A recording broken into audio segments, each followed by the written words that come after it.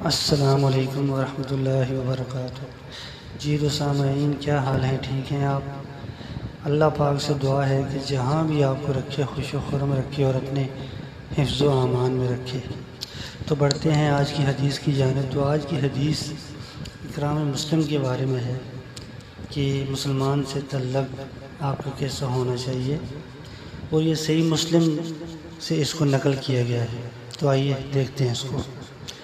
حضرت ابو ایوب انصاری رضی اللہ تعالیٰ عنہ سے روایت ہے کہ رسول اللہ صلی اللہ علیہ وسلم نے ارشاد فرمایا، مسلمان کے لیے جائز نہیں کہ اپنے مسلمان بھائی سے 3 راتوں سے زیادہ قطع تعلقی کرے، اسے چھوڑے رکھے کہ دونوں ملیں تو یہ ادھر کو منہ پھیر لے اور وہ ادھر کو منہ پھیر لے، اور دونوں میں افضل وہ ہے جو میل جول کرنے کے لیے سلام میں پہل کرے۔